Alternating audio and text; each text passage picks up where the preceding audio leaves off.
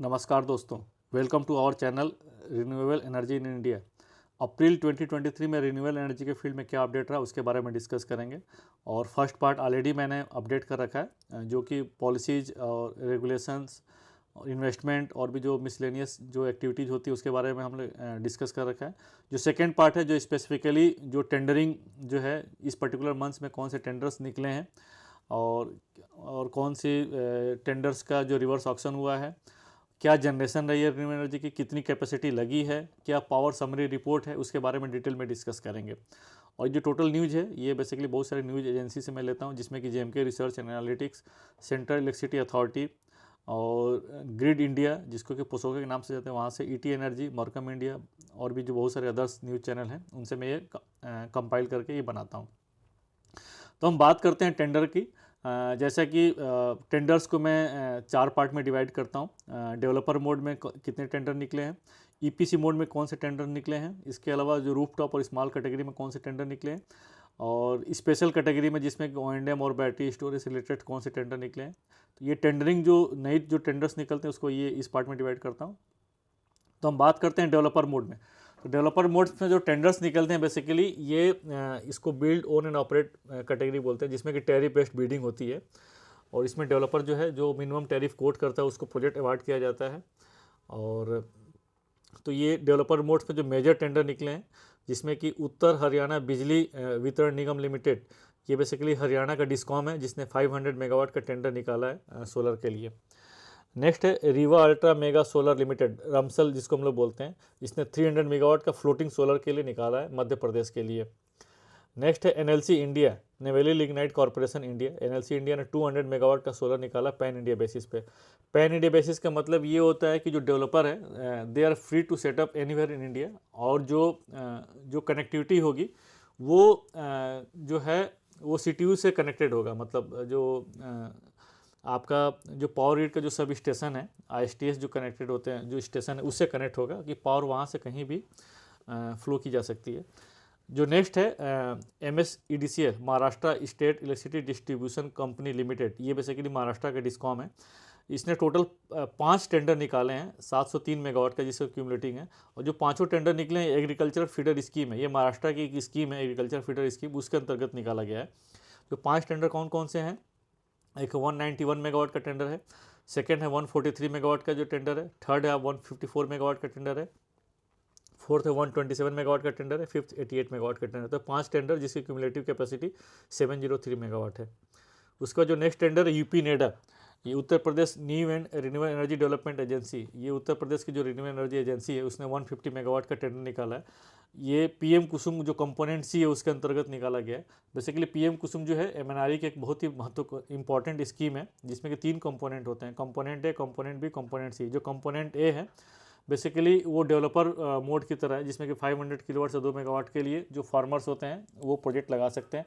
जो component B है जो ऑफ ग्रिड पंप है, जो कि ग्रिड से कनेक्टेड नहीं है, जो डीजल से चलते हैं, उसको सोलाइज करने का प्रोविजन है। जो कंपोनेंट सी जो है उसको 2 पार्ट में डिवाइड किया गया है। कंपोनेंट सी बेसिकली जो ग्रिड कनेक्टेड पंप है उसके लिए स्कीम है, उसको 2 पार्ट में डिवाइड किया गया, एक फीडर लेवल सोलाइजेशन और एक इंडिविजुअल लेवल सोलाइजेशन का। तो ये जो कंपोनेंट सी का जो टेंडर निकला है ये फीडर लेवल सोलाइजेशन के लिए, जिसमें यूपी नेडा ने 150 मेगावाट का टेंडर निकाला है। नेक्स्ट है जोधपुर विद्युत वितरण निगम लिमिटेड, ये बेसिकली राजस्थान का डिस्कॉम है जिसने 48 मेगावाट का सोलर निकाला है, अंडर पीएम कुसुम स्कीम के अंतर्गत ही निकाला गया है। तो टोटल जो है 6 टेंडर निकले हैं। अब हम बात करते हैं ईपीसी मोड में। ईपीसी मोड में टेंडर होता है इंजीनियरिंग प्रोक्योरमेंट एंड कंस्ट्रक्शन। इसका मतलब ये होता है कि जो कोई भी गवर्नमेंट एजेंसी अगर किसी को प्रोजेक्ट्स लगाना है, गवर्नमेंट एजेंसी कोई भी हो सकती है, सेंट्रल गवर्नमेंट की एजेंसी हो सकती है या स्टेट गवर्नमेंट की एजेंसी हो सकती है, तो अगर उसको प्रोजेक्ट खुद ओनरशिप में लगाना होता है तो वो जस्ट ऐसे नहीं लगा सकते प्राइवेट कंपनी की तरह, उनको एक प्रोसेस बिडिंग के थ्रू ही ईपीसी कॉन्ट्रैक्टर को सिलेक्ट करना पड़ता है जो प्रोजेक्ट को लगा सके, तो इसको ईपीसी मोड बोलते हैं।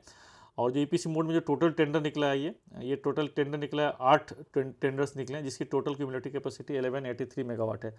जिसमें कि फर्स्ट टेंडर है एनएचपीसी ने 300 मेगावाट का फ्लोटिंग सोलर के लिए उड़ीसा के लिए निकाला है। जो सेकंड टेंडर है एनटीपीसी ने निकाला है, ये गुजरात में निकाला है, 300 मेगावाट सोलर के लिए निकाला है। जो थर्ड टेंडर है सेकी ने, solar energy corporation of India ने 300 मेगावाट का आंध्र प्रदेश में प्रोजेक्ट लगाना चाहता है सेकी, उसके लिए टेंडर निकाला है। जो फोर्थ है पावर ग्रिड एनर्जी सर्विसेज, ये पावर ग्रिड की 100% सब्सिडी कंपनी है, ये मध्य प्रदेश में 85 मेगावाट का सोलर प्रोजेक्ट लगाना चाहती है, उसके लिए टेंडर निकाला है।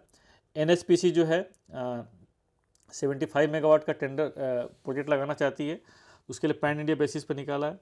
महाजेनको, ये महाराष्ट्र की जेनेटिंग कंपनी है, वो भी सोलर प्रोजेक्ट लगाना चाहती है, तो उसने 62 मेगावाट के लिए टेंडर निकाला है। NHPC केरला में फ्लोटिंग सोलर का प्रोजेक्ट लगाना चाहती है, उसके लिए 50 मेगावाट का टेंडर निकाला है। और HPCL बेसिकली ये दो तीन डिफरेंट लोकेशंस हैं, ये हरियाणा उत्तर प्रदेश में प्रोजेक्ट लगाना चाहती है, वो भी EPC मोड में उसको लगाना है, तो 11 मेगावाट का टेंडर निकाला है HPCL ने। तो टोटल 8 टेंडर EPC मोड्स में निकले हैं अप्रैल 2023 में। अब हम बात करते हैं रूफ टॉप और स्मॉल कैटेगरी की। तो बेसिकली रूफ टॉप में बहुत सारे टेंडर्स अप्रैल में नहीं आए, जो मेजर 3-4 जो टेंडर्स हैं वो है, एक इंडियन रेलवे ने निकाला है। इंडियन रेलवे का जो सेंट्रल रेलवे नागपुर डिवीजन है, उसने 1 मेगावाट के लिए निकाला रूफ टॉप के लिए। दूसरा जो टेंडर निकाला एनर्ट, ये बेसिकली केरला की रिन्यूएबल एनर्जी एजेंसीज है, जिसको कि एनर्ट के नाम से जानते हैं, energy agency for new and renewable energy research and technology. इसने 2 मेगावाट का सोलर प्रोजेक्ट्स के लिए निकाला है। मल्टीपल लोकेशन जो है, ये तिरुवनंतपुरम में जो एक लोकेशन है, Travancore titanium products company campus at Kochuveli, जो तिरुवनंतपुरम में है, उसके लिए निकाला है। जो नेक्स्ट टेंडर निकाला है, जो MMRDA ने निकाला है, the Mumbai metropolitan region development authority ने 7.1 मेगावाट रूफटॉप सोलर प्रोजेक्ट्स के लिए निकाला है। और जो मुंबई रेल प्रोजेक्ट है, उसके डिफरेंट लोकेशंस और साइट्स पर लगाने के लिए। उसका जो फोर्थ टेंडर एनर्ट ने निकाला 1.25 मेगावाट का रूफटॉप सोलर प्रोजेक्ट्स के लिए, और तिरुवनंतपुरम में 18 लोकेशंस के लिए ये। तो टोटल 4 टेंडर्स निकले रूफटॉप और स्मॉल कैटेगरी में। अब हम बात करते हैं स्पेशल टेंडर्स की। स्पेशल टेंडर्स में जो है वो एनर्जी स्टोरेज सिस्टम्स के लिए टेंडर है, जिसमें कि NTPC ने निकाला है 1500 megawatt with 9000 megawatt hour energy storage system pan India basis पर। इसका मतलब ये है कि जो डेवलपर है पैन इंडिया बेसिस, मतलब कहीं भी प्रोजेक्ट को सेटअप कर सकता है, एनर्जी स्टोरेज जो है वो सेटअप कर सकता है। और एनर्जी स्टोरेज सिस्टम है जैसा कि है, ये बेसिकली टेक्नोलॉजी एग्नोस्टिक है। इसमें है कि ये पंप स्टोरेज प्रोजेक्ट्स भी हो सकते हैं और ये बैटरी एनर्जी स्टोरेज सिस्टम भी हो सकते हैं। ये डेवलपर के ऊपर रिस्पॉन्सिबिलिटी है। जो NTPC का जो अपना टेक्निकल स्पेसिफिकेशन है, टेक्निकल क्राइटेरिया है, उसको मीट करना है। और अगर स्टोरेज के टर्म्स में बात करें तो काफ़ी ह्यूज कैपेसिटी है, 9000 मेगावाट आवर के जो स्टोरेज कैपेसिटी काफ़ी ह्यूज है ये। जो नेक्स्ट टेंडर O&M, ये भी स्पेशल कैटेगरी में इसको मैं रखता हूँ, तो O&M के लिए भी टेंडर निकाला जाता है कि प्रोजेक्ट ऑलरेडी कंप्लीटेड है और उसको ऑपरेशन मेंटेनेंस के लिए टेंडर निकाला जाता है। तो इंडियन ऑयल कॉर्पोरेशन ने 1 मेगावाट के लिए टेंडर निकाला रूफटॉप सोलर सिस्टम के लिए, जो कि पारादीप रिफाइनरी जो इसकी टाउनशिप है उड़ीसा में, उसके लिए। तो ये टेंडर्स का डिटेल है कि जो नए टेंडर्स अप्रैल 2023 में कौन कौन से आए हैं। हम बात करते हैं जो पुराने टेंडर्स जो ऑलरेडी हैं मार्केट में और जिनकी बिड सबमिशन की डेट को दोबारा एक्सटेंड कर दिया गया है, वो कौन कौन से टेंडर है उसके बारे में डिस्कस कर लेते हैं। तो सेकी ने, solar energy corporation of India ने मार्च 2023 में 2000 मेगावाट का सोलर के लिए निकाला था ISTS 11। उसकी जो डेट है एक्सटेंड करके 10 मई 2023 कर दी गई है। अदानी ने 1500 मेगावाट का RTC पावर निकाला था, round the clock renewable power from RE projects. ये पैन इंडिया बेसिस पर निकाला गया था और ये टेंडर निकाला गया था दिसंबर 2022 में, जिसकी बिड सबमिशन की डेट है एक्सटेंड करके 5 मई 2023 कर दी गई है। फिर उसका जो नेक्स्ट टेंडर है, राजस्थान ऊर्जा विकास निगम लिमिटेड ने 1200 मेगावाट का टेंडर निकाला था, solar with energy storage system pan India basis पर। पैन इंडिया बेसिस का मतलब ये कि same developer are free to set up anywhere in India. और ये टेंडर निकाला गया था मार्च 2023 में, जिसकी जो डेट है एक्सटेंड करके 23 मई 2023 कर दी गई है। जो नेक्स्ट टेंडर है, ये मध्य प्रदेश ऊर्जा विकास निगम लिमिटेड MPUVNL ने ये PM कुसुम कंपोनेंट C के अंतर्गत निकाला गया था फीडर लेवल सोलराइजेशन के लिए। ये 1110 मेगावाट का टेंडर था, ये जनवरी 2023 में निकाला गया था ये। इसकी भी डेट एक्सटेंड करके 9 मई 2023 कर दी गई है। फिर इसका जो नेक्स्ट टेंडर है, गुजरात ऊर्जा विकास निगम लिमिटेड ने 700 मेगावाट का सोलर के लिए टेंडर निकाला था फेज 11। ये मार्च 2021, ये बहुत ही पुराना टेंडर है, जो इसकी भी डेट एक्सटेंड करके 9 मई 2023 कर दी गई है। उसके बाद गुजरात के और 2 टेंडर है, गुजरात ऊर्जा विकास निगम लिमिटेड का 500 मेगावाट विद 1000 मेगावाट और बैटरी एनर्जी स्टोरेज सिस्टम। ये एनर्जी स्टोरेज सिस्टम का टेंडर है जो कि अगस्त 2022 में निकाला गया था। इसकी भी डेट एक्सटेंड करके 22 मई 2023 कर दी गई है। उसके बाद जो गुजरात का ही टेंडर है 500 megawatt renewable energy with battery energy storage system 250 megawatt और एनर्जी स्टोरेज सिस्टम फेज 15, ये जून 2022 में निकाला गया था। इसकी भी डेट एक्सटेंड करके 10 मई 2023 कर दी गई है। ये टोटल टेंडर का अपडेट रहा जो कि पुराने टेंडर्स थे जिनकी डेट एक्सटेंड की गई है। अब बात करते हैं अप्रैल में कौन कौन से टेंडर्स का ऑक्शन हुआ, जिसमें कि हमें टैरिफ डिराइव हो जाता है, टैरिफ का पता चल जाता है। और इस महीने में ये अगर देखा जाए तो काफ़ी टेंडर्स का ऑक्शन हुआ है और क्या क्या रिजल्ट रहा है। एक REC PDCL, ये REC जो है रूरल इलेक्ट्रिफिकेशन कॉरपोरेशन जो है, ये इसकी सब्सिडरी कंपनी है, कंसल्टेंसी कंपनी है। उसने एक टेंडर निकाला था, उसने 2 टेंडर निकाले थे बेसिकली REC PDCL ने। एक टेंडर निकाला था NTPC के लिए और एक टेंडर निकाला था DVC के लिए। ये टेंडर जो निकाले गए थे, मिनिस्ट्री ऑफ पावर की एक स्कीम है, बंडलिंग स्कीम, उसके अंतर्गत टेंडर निकाला गया था। तो REC PDCL ने 1250 मेगावाट का टेंडर निकाला था सोलर के लिए पैन इंडिया बेसिस पर। पैन इंडिया का मतलब ये है कि developers are free to set up anywhere in India. और ये दिसंबर 2022 में निकाला गया था, जिसका जो ऑक्शन हो गया इसमें 3 कंपनियों ने पार्टिसिपेट किया था। एक एनगी कंपनी जिसको 300 मेगावाट मिला है 2.55 पर यूनिट पे, रीनू को 400 मेगावाट मिला 2.55 पर यूनिट पर, और NTPC भी इसमें पार्टिसिपेट किया था 550 मेगावाट 2.56 पर यूनिट पर निकाला है। जो सेकंड टेंडर है सेकी ने निकाला था, solar energy corporation of India का, जो नवंबर 2022 में निकाला था 1200 मेगावाट का wind solar hybrid with energy storage system, जो ट्रांच 6 के नाम से निकाला था। ये स्पेशल टेंडर था ये, जिसमें कि 4 कंपनियों को अवार्ड किया गया ये, जिसमें कि MP एनर्जी ने 100 मेगावाट का प्रोजेक्ट लिया 4.64 पर यूनिट पे, रीनू ने 600 मेगावाट लिया है 4.69 पर यूनिट पे, हीरो फ्यूचर एनर्जीज 120 मेगावाट उसको अवार्ड हुआ है 4.72 पर यूनिट पे, और एक्मे को 380 मेगावाट मिला है 4.73 पर यूनिट पे। फिर नेक्स्ट टेंडर है REMCL, ये बेसिकली रेलवे की कंपनी है। इसने 1000 मेगावाट का RTCRE round the clock renewable energy with और without storage pan India basis पर निकाला गया। तो ये भी काफ़ी पुराना टेंडर था, जुलाई 2022 का था। इसमें 4 कंपनियों को अवार्ड किया गया। स्प्रिंग एनर्जी जिसको 100 मेगावाट मिला है 3.99 पर यूनिट पे, NTPC 500 मेगावाट मिला है 4.1 पर यूनिट पे, आयाना रिन्यूएबल्स 300 मेगावाट मिला है 4.1 पर यूनिट पे, O2 पावर 100 मेगावाट मिला है 4.27 पर यूनिट पे। इसका जो नेक्स्ट टेंडर है GUVNL गुजरात ऊर्जा विकास निगम लिमिटेड ने 500 मेगावाट का टेंडर निकाला सोलर के लिए। ये फरवरी 2023 में ही निकाला गया था।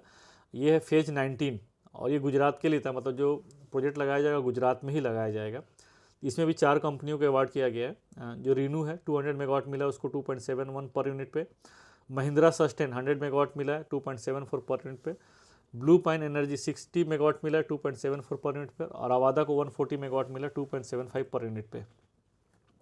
उसके बाद जो नेक्स्ट टेंडर है, जैसा कि मैंने बात किया था, REC PDCL ने 2 टेंडर निकाला था 500 मेगावाट का। ये DVC के लिए निकाला था under the bundling scheme of the ministry of power, और ये भी दिसंबर में ही निकाला गया था। इसमें 2 कंपनियों को मिला है, आवादा को 300 मेगावाट मिला 2.7 पर यूनिट पे, और रीनू को 200 मेगावाट मिला 2.69 पर यूनिट पे। फिर जो नेक्स्ट टेंडर है Maharashtra state electricity distribution company limited MSEDCL ने 500 मेगावाट का सोलर के लिए टेंडर निकाला था फरवरी 2023 में फेज 10 के नाम से, और ये प्रोजेक्ट जो लगाया जाएगा महाराष्ट्र में ही लगाया जाएगा। इसमें 2 कंपनियों को मिला है SAEL सुखवीर एग्रो 100 मेगावाट मिला है 2.87 पर यूनिट पे, और आवादा को मिला है 400 मेगावाट 2.88 पर यूनिट पे। उसके बाद जो 2 टेंडर हैं वो EPC के टेंडर्स हैं, जिसमें कि टैरिफ बेस्ड पर नहीं होती है बिडिंग, इसमें प्रोजेक्ट कॉस्ट पर बिडिंग होती है। इसमें कि दुर्गापुर प्रोजेक्ट्स लिमिटेड ने 20 मेगावाट का टेंडर निकाला सोलर के लिए वेस्ट बंगाल में। ये अप्रैल 2022 में टेंडर इशू किया गया था। इसमें जो विनर है वो है गोदरेज एंड बॉयस, उसको टोटल 20 मेगावाट मिला है। और जो नेक्स्ट टेंडर है केरला स्टेट इलेक्ट्रिसिटी KSEBL ने निकाला था 6 मेगावाट का सोलर PM कुसुम कंपोनेंट C के अंतर्गत निकाला गया था EPC मोड में, और ये मई 2022 में इशू किया था टेंडर। इसमें जो कंपनी जिसको अवार्ड हुआ है MBH पावर को मिला है 6 मेगावाट के लिए। तो ये बेसिकली टेंडर्स का टोटल डिटेल रहा, जिसमें कि नए टेंडर्स कौन कौन से आए हैं, जो पुराने टेंडर्स इशू हुए हैं उनके बिड सबमिशन की डेट कब तक एक्सटेंड की गई है, प्लस इस पर्टिकुलर मंथ्स में कितने रिवर्स ऑक्शन हुए, जिसकी वजह से मतलब जिसकी वजह से हमें पता चल पाया कि कौन कौन से प्रोजेक्ट किसको मिला है। अब हम बात करते हैं कैपेसिटी। तो अप्रैल का कैपेसिटी अपडेट नहीं हो पाता, तो इसलिए हम लोग 1 मंथ बैक जो पुरानी कैपेसिटी उसको अपडेट करते हैं। तो मार्च 2023 में रिन्यूएबल एनर्जी कैपेसिटी कितनी ऐड हुई उसके बारे में डिस्कस करेंगे, और इस पर मैंने 3 कॉलम बनाया है। एक तो ये है कि मार्च 22 इस पर्टिकुलर मंथ में कितनी कैपेसिटी लगी है, पूरे फाइनेंशियल ईयर में कितनी कैपेसिटी लगी, और अभी तक टोटल क्यूमुलेटिव कैपेसिटी कितनी हो गई है। तो अगर हम लोग मार्च 2023 की बात करें तो जिसमें टोटल कैपेसिटी लगी है रिन्यूएबल एनर्जी में वो लगी है 3049 मेगावाट लगी है, जिसमें कि मेजॉरिटी सोलर है। सोलर की टोटल कैपेसिटी जो मार्च में लगी है वो है 2399 मेगावाट। विंड में जो लगी है कैपेसिटी 617.75 मेगावाट, बायो में जो लगी है 30.5 मेगावाट, और स्मॉल हाइड्रो में 1.2 मेगावाट। अगर हम पूरे फाइनेंशियल ईयर 22-23 की बात करें तो टोटल सोलर की जो कैपेसिटी लगी है वो है 12,783 मेगावाट, विंड की जो कैपेसिटी लगी है वो है 2,275 मेगावाट, बायो की जो कैपेसिटी लगी है पूरे फाइनेंशियल ईयर में 42.4 मेगावाट, वेस्ट टू एनर्जी की जो कैपेसिटी लगी है 77.28 मेगावाट, स्मॉल हाइड्रो की जो कैपेसिटी लगी है 95.4 मेगावाट और लार्ज हाइड्रो में लगी है 127 मेगावाट। तो टोटल कैपेसिटी जो इस पर्टिकुलर ईयर में लगी है वो है 15,402 मेगावाट। और हम लोग क्यूमुलेटिव की बात करें तो जो टोटल क्यूमुलेटिव कैपेसिटी सोलर की हो गई एज ऑन मार्च 23 वो है 66,780 मेगावाट। विंड की जो कैपेसिटी हो गई वो है 42,633 मेगावाट। बायो की जो कैपेसिटी होगी 10,248 मेगावाट। वेस्ट टू एनर्जी की 554 मेगावाट। स्मॉल हाइड्रो 4,944 मेगावाट और लार्ज हाइड्रो है 46,850 मेगावाट। अगर एक्सक्लूडिंग लार्ज हाइड्रो की बात करें तो टोटल कैपेसिटी हो गई है 1,25,159 मेगावाट। और अगर हम लार्ज हाइड्रो के इंक्लूड कर लेते हैं 46,850 को तो टोटल कैपेसिटी हो जाती है रिन्यूएबल एनर्जी की 1,72,009 मेगावाट। तो ये टोटल कैपेसिटी का अपडेट रहा कि कितनी कैपेसिटी इस पर्टिकुलर मंथ में लगी, इस ईयर में कितनी लगी और टोटल क्यूमुलेटिव कैपेसिटी कितनी हो गई। ये है all India install capacity. All India install capacity का मतलब ये है कि टोटल इंडिया की कितनी इंस्टॉल कैपेसिटी है इंक्लूडिंग रिन्यूएबल एनर्जी। तो टोटल जो इंडिया की इंस्टॉल कैपेसिटी है वो है 416 गीगावाट एज ऑन 31 मार्च 2023, जिसमें कि renewable energy excluding large hydro वो है 125.16 गीगावाट और लार्ज हाइड्रो की कैपेसिटी 46.85 गीगावाट। अगर हम लोग परसेंटेज के टर्म्स में बात करें तो अभी भी जो मेजॉरिटी है जो टोटल इंस्टॉल कैपेसिटी का जो है मेजॉरिटी है वो है कोल बेस्ड जो प्लांट हैं उनकी है, जो कि टोटल 211.86 गीगावाट है, जो कि टोटल इंस्टॉल कैपेसिटी का 50.92% हो जाता है। उसके बाद आता है रिन्यूएबल का, जिसमें कि 125.16 गीगावाट के साथ साथ 30.08% हो जाता है इंस्टॉल कैपेसिटी का। और अगर लार्ज हाइड्रो इंक्लूड कर लें तो लार्ज हाइड्रो का भी जो पोर्शन है 11.26% है, न्यूक्लियर का 1.63% है, डीजल का 0.14% है, गैस का जो है 5.97% है। और अगर रिन्यूएबल एनर्जी को ब्रेक कर देते हैं तो टोटल इंस्टॉल कैपेसिटी का जो स्मॉल हाइड्रो पोर्शन है वो है 1.19%, विंड का जो है 10.25%, बायो का जो है 2.6% और सोलर का जो है 16.05%। ये ब्रेकअप है बेसिकली ऑल इंस्टॉल कैपेसिटी का परसेंटेज वाइज भी और कैपेसिटी वाइज भी। अब हम बात करते हैं टोटल कितनी जनरेशन हुई कैपेसिटी, पावर कितनी जनरेट हुई, all India cumulative energy generation, मतलब कि अप्रैल 2022 से लेकर के मार्च 23 तक कितनी एनर्जी जनरेट हुई उसके बारे में। तो ये अगर हम लोग बात करें तो टोटल जो जनरेशन रहा all India cumulative energy generation वो है 1624.47 बिलियन यूनिट, जिसमें कि जो टोटल थर्मल का जो जनरेशन रहा वो है 1206.21 बिलियन यूनिट, जो कि टोटल जनरेशन का 74.25% है। सेकेंड पोर्शन पे आता है आपका रिन्यूएबल का, जिसमें कि सोलर, विंड, बायोमास और स्मॉल हाइड्रो 4 कंपोनेंट आ जाते हैं, जो कि टोटल जनरेशन का 12.53% है। उसके बाद आता है हाइड्रो, लार्ज हाइड्रो है वो टोटल जनरेशन का 9.98% आ जाता है। उसके बाद न्यूक्लियर है आपका 2.82% है। और उसके बाद जो है बाहर से भी इंपोर्ट होता है, जो भूटान से इंपोर्ट करते हैं वो है 0.42%।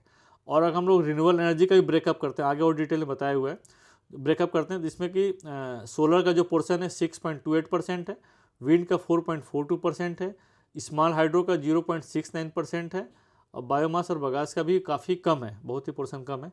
तो ये टोटल जनरेशन जो हुई है पूरा ईयर बेसिस पे अप्रैल से लेकर मई तक, उसका ये अपडेट रहा है। अब हम मंथ की बात करते हैं कि मार्च 2020 इस पर्टिकुलर मंथ में मार्च 23 में क्या जनरेशन रही उसके बारे में डिस्कस करते हैं। जो टोटल जनरेशन रहा 137.37 बिलियन यूनिट है, जिसमें कि मेजॉरिटी जो आपका थर्मल से ही रहा 78.88%, रिन्यूएबल का 12.05% है एक्सक्लूडिंग लार्ज हाइड्रो। और अगर हाइड्रो की बात करें तो 5.66% रहा, न्यूक्लियर का 2.95% रहा। और अगर हम लोग रिन्यूअल को भी ब्रेक करते हैं जिसमें कि टोटल जनरेशन जो इस पर्टिकुलर मंथ में उसमें सोलर का जो शेयर है 7.46% है, विंड का 3.01% है, स्मॉल हाइड्रो का 0.42% है और बायोमास और बगास का 0.75% है। अब हम पावर सेक्टर का परफॉर्मेंस क्या रहा मार्च 2023 में, तो बेसिकली इसको 9 कंपोनेंट में ब्रेकअप किया गया टोटल पावर सेक्टर परफॉर्मेंस को लेकर के, जिसमें कि कन्वेंशनल कैपेसिटी एडिशन, कन्वेंशनल में आपका थर्मल और न्यूक्लियर ये सब आ जाता है, तो कन्वेंशनल कैपेसिटी एडिशन 800 मेगावाट का रहा। रिन्यूएबल कैपेसिटी जो एडिशन हुई है वो है 3046.75 मेगावाट। जो ट्रांसमिशन लाइन जो एडेड हुआ है, ट्रांसमिशन लाइन है 2364 circuit kilometre. Transformation capacity addition 21,477 MVA, conventional generation 120.08 billion unit और renewable generation 13.68 billion unit. Peak demand met, जो टोटल पीक डिमांड मीट हुई है वो है 209.02 गीगावाट और एनर्जी सप्लाइड हुई है 126.21 बिलियन यूनिट और ऑल इंडिया जो PLF रहा प्लांट लोड फैक्टर वो है 67.86%। ये पावर सेक्टर का परफॉर्मेंस रहा जिसको कि 9 पैरामीटर में अपडेट किया गया। ये डेटा बेसिकली ये सेंट्रल इलेक्ट्रिसिटी अथॉरिटी की वेबसाइट से लिया गया है। अब हम बात करते हैं कि मार्च में क्या हाईलाइट रहा और इसको हम लोग कंपेयर करते हैं मार्च 23 को हम लोग कंपेयर करते हैं मार्च 22, मतलब पिछले साल जो मार्च 2022 में क्या हमारी जनरेशन रही उससे हम लोग कंपेयर करते हैं मार्च 23 में। तो अगर हम लोग बात करें तो टोटल ओवरऑल जो RE की जो जनरेशन रही वो 9.73% बढ़ गई है। अगर हम लोग मार्च 22 में अगर जनरेशन की बात करें तो मार्च 23 में टोटल RE की जनरेशन जो है 9.73% बढ़ गई है। सोलर की सबसे ज़्यादा कैपेसिटी बढ़ी है जिसमें कि 22.86%। उसका रीजन है एक तो ये कि कैपेसिटी जो हम लोग अभी बात करें तो 12,000 के आसपास जो कैपेसिटी लगी है इसकी वजह से भी बढ़ गई है कैपेसिटी। विंड की जनरेशन कैपेसिटी बढ़ी है 3.35%। उसका भी रीजन है कि कुछ कैपेसिटी विंड में भी लगी है जिसकी वजह से विंड की जनरेशन बढ़ी है। बायोमास की कैपेसिटी डिक्रीज हो गई है 15.24% से। बागास जनरेशन की जो कैपेसिटी वो भी डिक्रीज कर गई है जनरेशन में 20.11% और अदर्स में जिसमें waste to heat power generation है वो इंक्रीज कर गई 8.36% और स्मॉल हाइड्रो की जो जनरेशन कैपेसिटी वो भी डिक्रीज कर गई 9.5%। क्योंकि अगर हम लोग स्मॉल हाइड्रो की बात करें तो इसमें कोई भी कैपेसिटी ऐड नहीं हुई है और ये क्लाइमेट पे भी डिपेंड करता है। तो अगर क्लाइमेट सही से नहीं रहा तो इसलिए हाइड्रो की जनरेशन कम हो गई है। और हम ग्राफ में भी देख सकते हैं कि जो टोटल सोलर की जो जनरेशन है कितनी रही और विंड की जनरेशन कितनी रही। बागास की आप देख सकते हैं रेड में है, बेसिकली माइनस हो गया। स्मॉल हाइड्रो भी माइनस में हो गया। अब हम बात करते हैं RE जनरेशन जिसके ऑलरेडी हमने डिस्कस कर रखा है कि मार्च 2023 में RE की जनरेशन क्या रही। जो टोटल RE की जनरेशन रही वो है 17,164.72 मिलियन यूनिट। और इसको हम लोग ब्रेक करते हैं अगर तो टोटल इसमें जो शेयर है इसमें मैक्सिमम शेयर जो है सोलर का 60% शेयर जो है सोलर का है टोटल RE जनरेशन में, एक्सक्लूडिंग लार्ज हाइड्रो। अभी हम जो बात कर रहे हैं इसमें RE की बात करें तो इसमें एक्सक्लूडिंग लार्ज हाइड्रो की बात करें, लेकिन मिनिस्ट्री ऑफ पावर ने इसको ऑलरेडी नोटिफिकेशन के थ्रू जो लार्ज हाइड्रो इसको भी RE का पार्ट मान लिया है। बट इसको लार्ज हाइड्रो का भी हम लोग सेपरेट से ही कंसिडर करते हैं। तो इसलिए जो टोटल RE की जो बात करें तो इसमें लार्ज हाइड्रो इंक्लूड नहीं है। तो टोटल RE की जनरेशन का जो टोटल 60% है सोलर से आया है। विंड जो है 24.13% है, स्मॉल हाइड्रो 3.37%, बायोमास 1.68%, बागाज 9.81% और अदर्स में जिसमें कि waste to energy waste to heat है वो है 1.34%। तो ये टोटल RE जनरेशन का ब्रेकअप रहा मार्च 2023 में क्या स्टेटस है। अब हम क्यूमुलेटिव RE जनरेशन की बात कर लेते हैं 2022-23 में। तो अगर टोटल क्यूमुलेटिव जनरेशन रही, टोटल क्यूमुलेटिव जनरेशन आपका 2,03,552 मिलियन यूनिट रहा, जिसमें कि अगर लोग कंपोनेंट वाइज बात करें तो टोटल RE जनरेशन जो क्यूमुलेटिव है बेसिकली अप्रैल 2022 से लेकर के मार्च 23 तक उसका टोटल अगर क्यूमुलेटिव जनरेशन की बात करें तो उसका टोटल सोलर जो है सोलर 50% के आसपास इसमें रेशियो है और ये 1,02,014 मिलियन यूनिट सोलर से जनरेट हुई है जो कि 50% है। उसके बाद सेकेंड नंबर पर विंड आता है 35.28% है।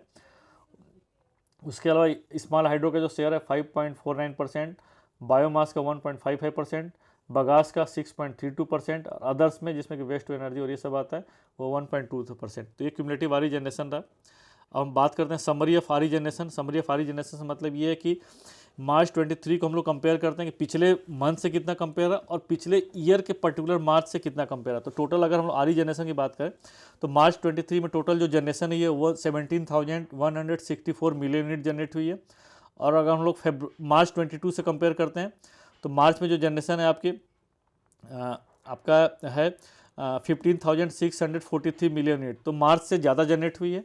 और हम लोग फरवरी 22 से बात करें तो फरवरी 22 में टोटल जो RE की जनरेशन रही है वो 15,592 मिलियन यूनिट रही है। तो ये बेसिकली रहा है जिसमें कि हम देख सकते हैं मार्च 22 से कंपेयर करते हैं तो 9.73% बढ़ गई है और फरवरी 23 से कंपेयर करते हैं तो 10.06% बढ़ गई है, 0.04% बढ़ गई है total RE generation excluding large hydro. अब ये बेसिकली ईयर वाइज ग्राफ है। ईयर वाइज देख सकते हैं कि आप इस ग्राफ से भी आइडिया लग सकता है कि टोटल ईयर वाइज जो RE जनरेशन हुई है देखिए हर साल बढ़ता ही जा रहा है। 2014-15 में जो टोटल RE जनरेशन रही है वो है 61,719 मिलियन यूनिट। 15-16 में 65,781 मिलियन यूनिट हो गया। 16-17 में 81,548 मिलियन यूनिट, फिर 17-18 में 1,139 मिलियन यूनिट्स, 18-19 में 1,26,759 मिलियन यूनिट्स, 2019 में 1,38,337, 22-21 में 1,47,242 मिलियन यूनिट, 21-22 में 1,70,912 मिलियन यूनिट, और 22-23 में बेसिकली 2 लाख को क्रॉस करके बेसिकली 2,03,552 मिलियन यूनिट। तो ये टोटल आरई का generation year wise cumulative generation है। ये ग्राफ से भी आइडिया लग सकता है कि देखिए अब बढ़ता ही जा रहा है ये, और क्लियरली इंडिकेट है कि सोलर और जो विंड की कैपेसिटी है 14-15 से काफ़ी ज़्यादा लग गई है, जिसमें कि मेजॉरिटी सोलर और विंड ही है। होप दोस्तों ये जो अपडेट है रीवा एनर्जी का, जिसमें कि ये जो पोर्शन है जिसमें कि टेंडरिंग, जनरेशन, इंस्टॉल कैपेसिटी के बारे में और पावर सेक्टर जो समरी है उसके बारे में मैं अपडेट करता हूँ। होप आपको पसंद आया होगा। फिर आपसे मिलते हैं नेक्स्ट वीडियो में नए टॉपिक के साथ। तब तक के लिए थैंक यू। जय हिंद।